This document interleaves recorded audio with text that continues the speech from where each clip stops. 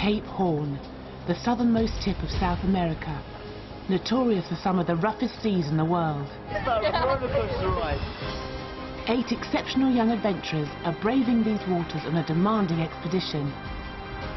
Oh, good effort, Harry. At least you got in a bowl. Smells so bad.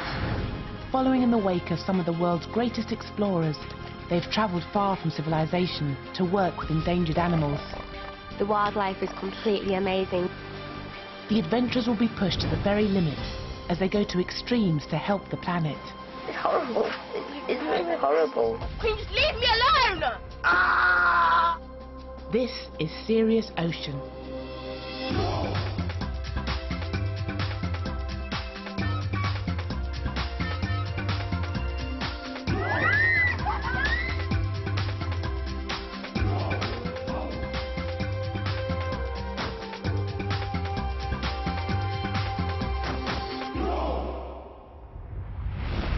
On deck. Coming up, 30 seconds on deck. Go.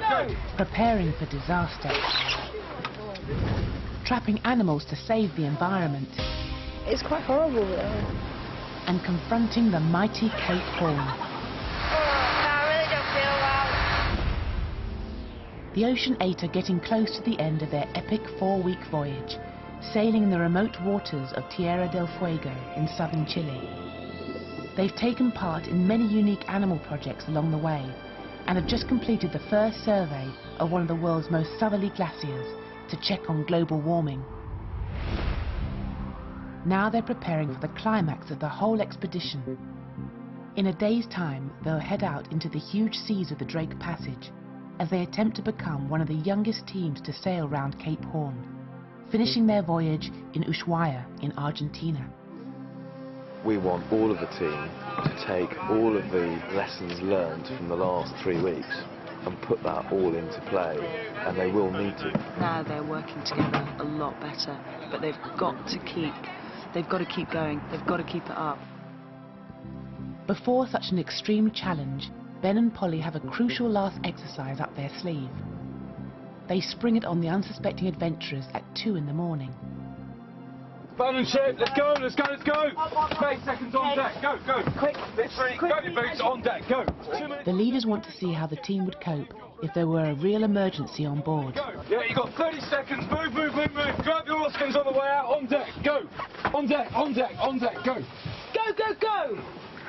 In their panic, many of the adventurers come on deck completely unprepared, not even managing to grab their warm jackets. Just get up those stairs. That was a drill, okay? That was a drill, so just relax. But, yeah, we will be going round the horn, and that is a very real eventuality. So, if that does happen for real, it is as quick as that. To complete training, they're going to abandon ship and transfer to a life raft. In and under. Yep, straight in. Right, next one. Probably a quick answer. The 10-person life raft is extremely cramped.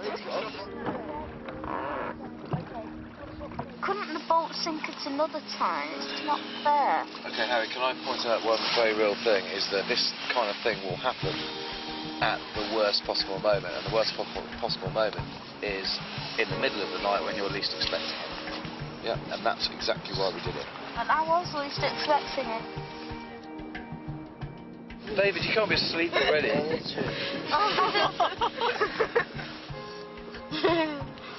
Could you lift your foot up a second?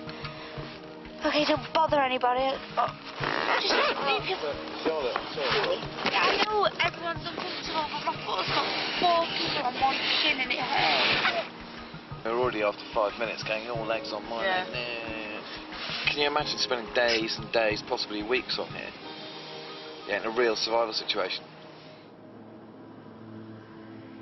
Before long, the uneven bobbing motion of the raft makes several of the team feel unwell. I feel really sick straight away. I feel sick. I'm so uncomfortable. So basically, when it rains, what happens is it will rain on top of I feel really horrible, and I feel really sort of claustrophobic in all my toes. Everyone kicking their legs, it's really annoying me. And then now I feel sick and tired. I'll just go down with the boat.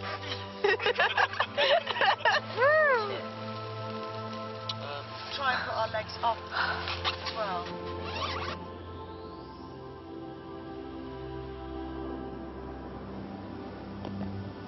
The only good thing about this experience is that it will end soon.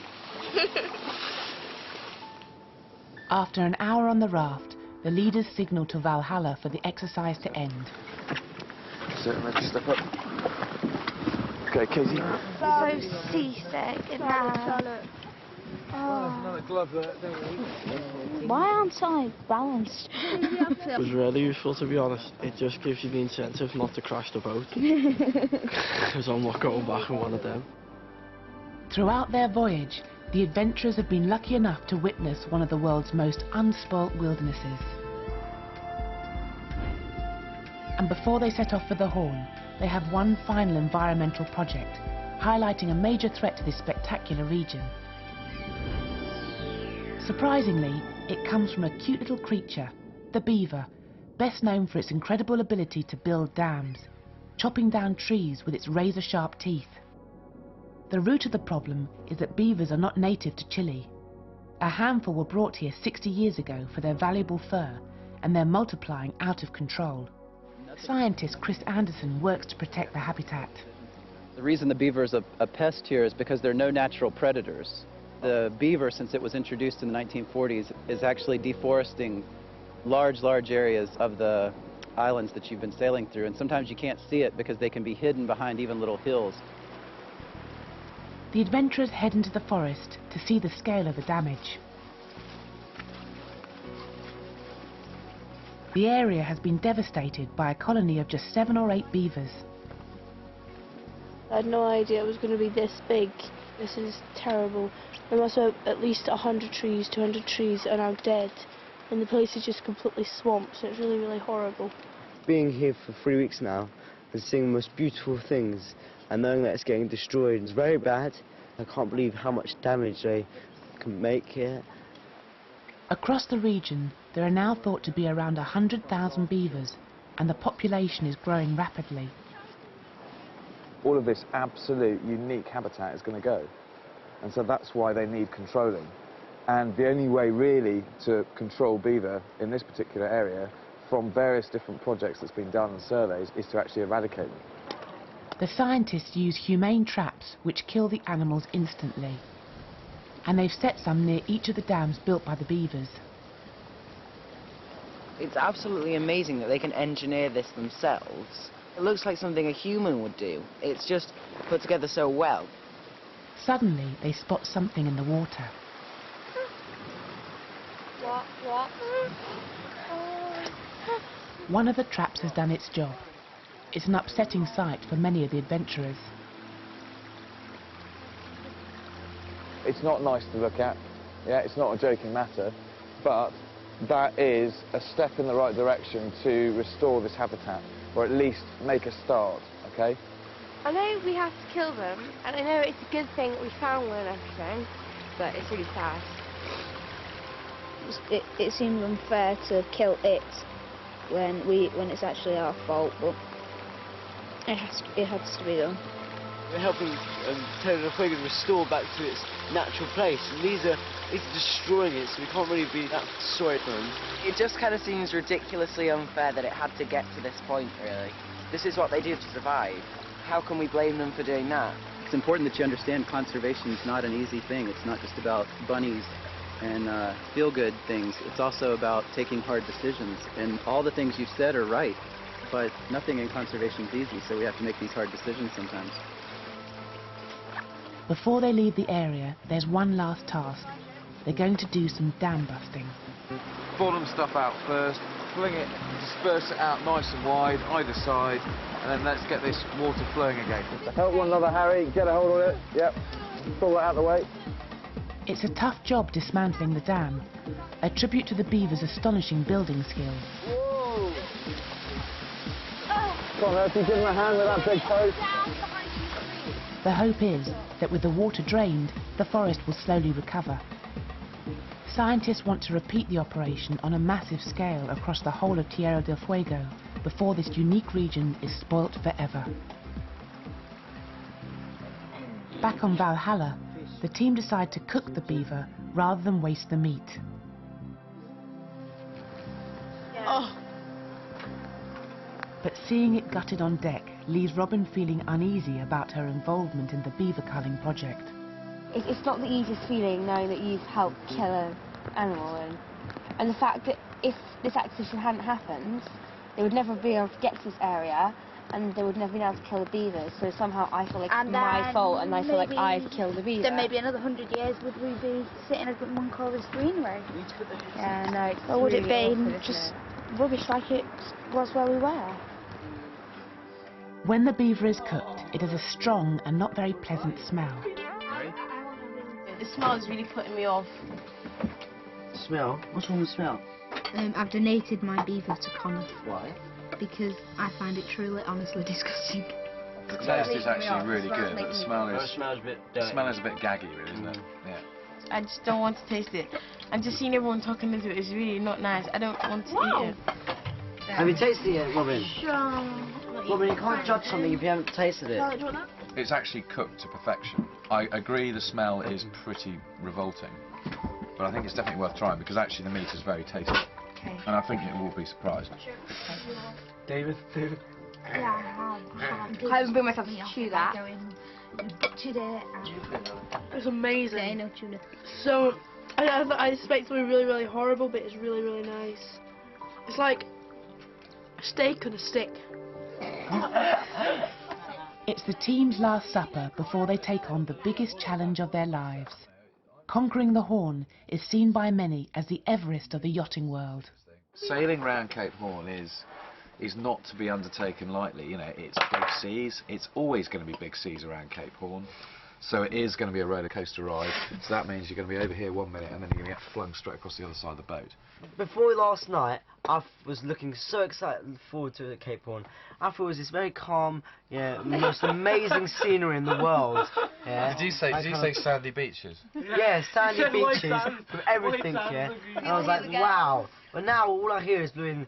We're going to be tipping that way, we're going to be tipping that way, we're going to be over and over. I'm scared to death now. From Glacier Chloe, the sail to Cape Horn is expected to take around 20 hours, and the expedition has to wait for a weather window when it will be safe enough to take it on.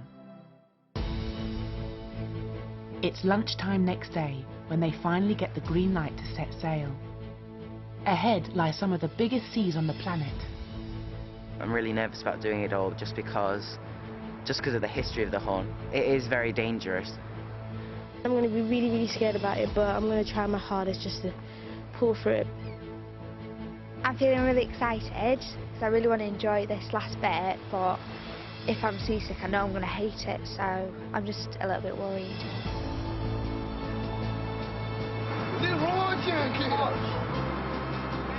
As soon as they hit the open ocean, conditions are as rough as anything they've encountered on the expedition. And the closer they get to Cape Horn, the worse it's likely to be. David and Callum have been the worst sufferers from seasickness throughout the trip, but so far they're enjoying the ride. Man, I don't feel sick at all. It's really happy and fun. This is absolutely amazing. I've never seen anything like this, and I'm really disappointed that I've been seasick for the last couple of days. Well, the last 3 weeks, because this is the first time I've ever enjoyed sailing in waters like this, and it's amazing. Please keep your hands and feet inside the vehicle all the time. Okay.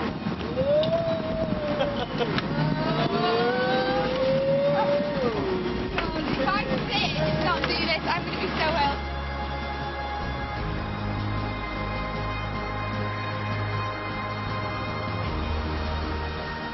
Steering Valhalla in these big waters is very challenging. It's really hard because you've got to not necessarily just look at the compass, you've got to actually anticipate what the waves are doing. Every so often you just steer completely the wrong way. You need full concentration because you're sticking on like 210, but you're going off it every 5 seconds. The waves at the front are massive. Watch your course, David. Look at your course.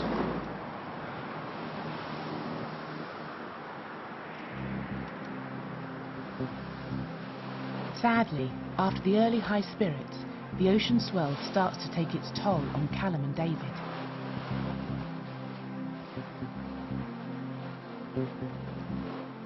Every time you're sick, you feel a bit better, but then straight up afterwards, you feel sick again. And I'm trying not to think about it, but it's so hard.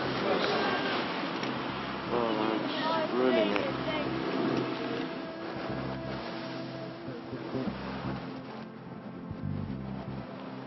And not feeling brilliant at the moment. It's so painful.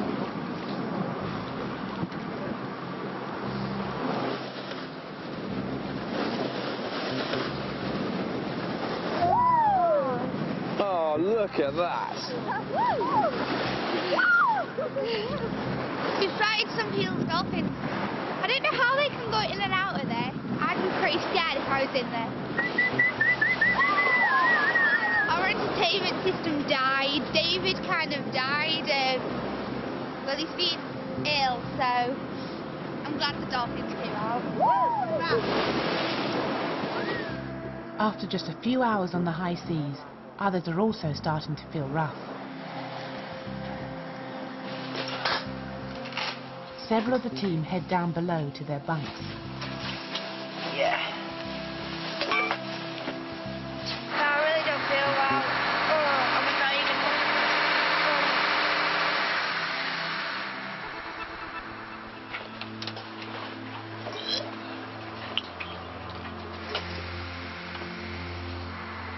The adventurers have been split into 2 teams to crew the boat in 4-hour shifts. But as it comes to a changeover, there's a distinct lack of fresh hands on deck. He's completely helpless. He was lying there for an hour going, couldn't take his clothes off. How's Charlotte? Charlotte's doing alright. It's okay, Charlotte on deck. Yeah. Me, Kinky and Connor could end up doing everyone else's shifts, but if they're really too bad to stand up, then at the end of the day, then it's the way it is.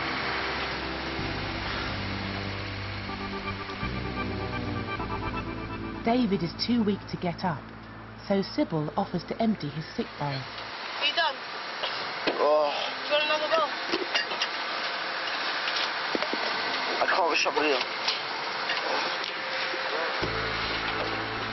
The leaders are impressed with how all the able bodies are mucking in, even on the least pleasant jobs. Sybil, you're a star. Okay. Just get in and stay low. That's it. Good stuff.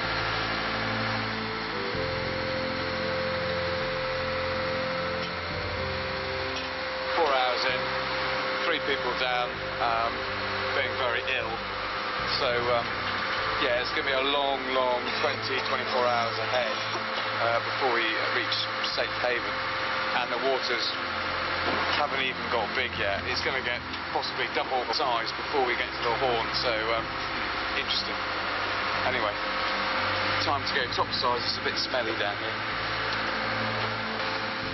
It's no accident that as they sail towards the Horn, the seas get bigger and bigger. Cape Horn is the point where 2 great oceans, the Pacific and the Atlantic, collide, with the entire Pacific Ocean funneling into the narrow gap between South America and the Antarctic.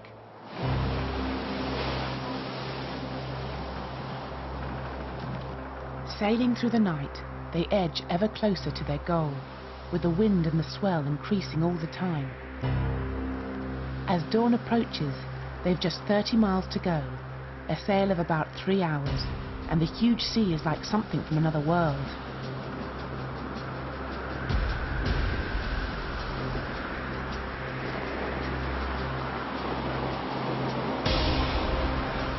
In the gale-force winds, these are truly dangerous waters, and Skipper Pascal had to take over steering the boat. Come out of the way, just sit down, yeah? Sit down. Wait, no, man, get your feet in the lane. Hold on, both hands on the rail. From here on in, only the most experienced sailors will take the helm.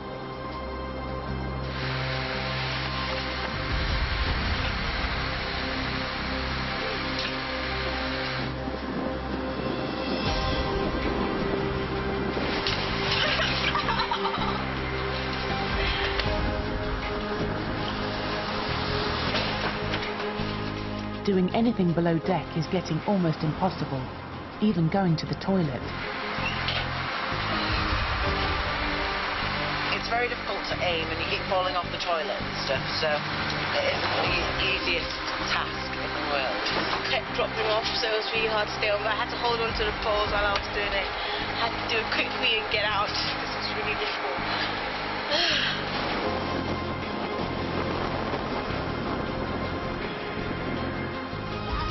While Harry's felt a bit sick at times on the expedition, he's never actually thrown up. I'm not going to be sick. I have to keep up 100% record. But Cape Horn gets the better of him. Good effort, Harry. At least you got in a bowl. An hour from the Horn, Ben calls all the Ocean 8 on deck. I'm feeling much better about today than I was yesterday.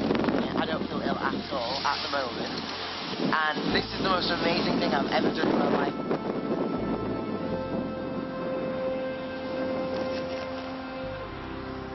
As Cape Horn comes into view, it's so exhilarating that any seasickness is soon forgotten.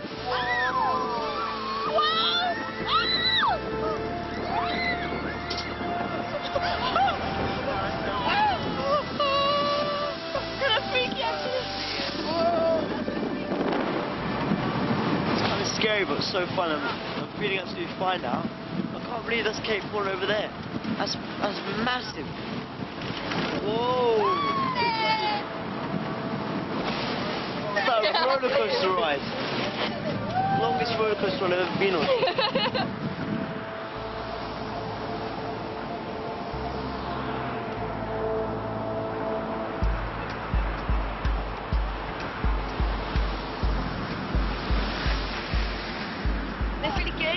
We've been looking forward to for so long and everyone's talked about and heard talk. They've been scared about it for so long. Come on, David, feel the speed. It's quite cool. Nice.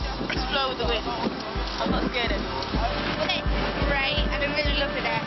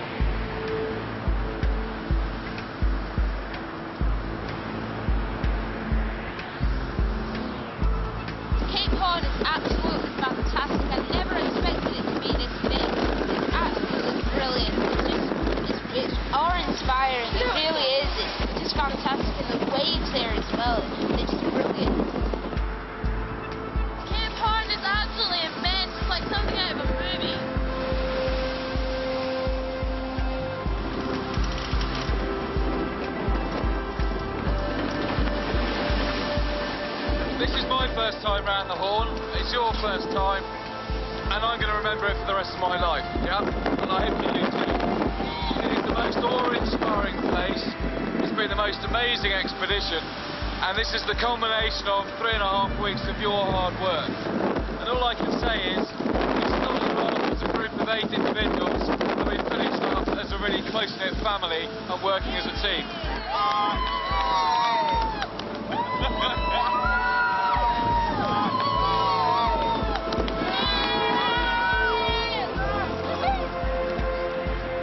On top of the world, I can't believe we've done it. It's just, honestly, I've never had this kind of high before. I can't believe I've actually done it. It's amazing. Pretty speechless going past it. It's awe-inspiring, as Ben said, it's just like so brilliant. It's just fantastic to see, and it's just, it's the best. It really is just the best.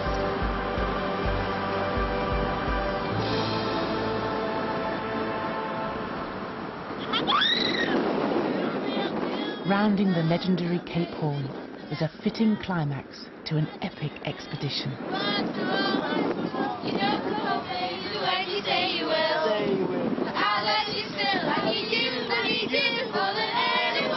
The adventurers have successfully completed a month-long voyage of discovery in one of the harshest environments on Earth.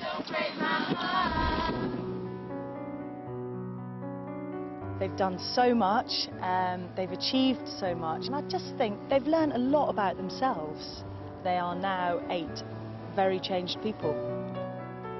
They've actually just grown up an awful lot in the space of 28 days, and I think they, as people, will look back on this and go, yeah, actually that was a changing point in my life. No one has changed more than Sybil. In the early days of the trip, she was full of anger and hostility. No! Can you please leave me alone? I'm trying to fix my bed up. Can you just leave me alone? Oh, can't take it here. This expedition has been an eye-opener for me because it's showing me that I don't have to be angry all the time. I can just relax and just take it, and that there are different people in this world I'm just going to have to get used to and understand. You have to see the good stuff in everyone.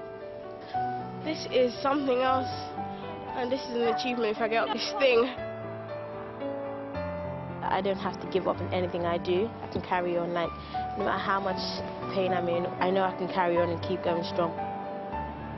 I would rate the trip a complete 100 million out of 10. I've experienced stuff that so few people do in the world. It's challenging, but the most rewarding opportunity I've ever had, because everything I did in the end made me feel good about myself. It's been amazing in so many ways, and yeah, we have had our bad times and we've had our little petty arguments, but the good times made up for it, definitely. It's been just unbelievable.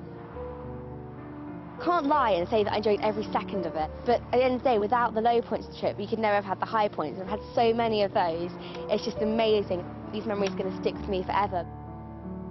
The stuff that we've done on this trip is just so, it just sounds unbelievable, and if I had to rate it on any experience I've ever had, it's #1 every time.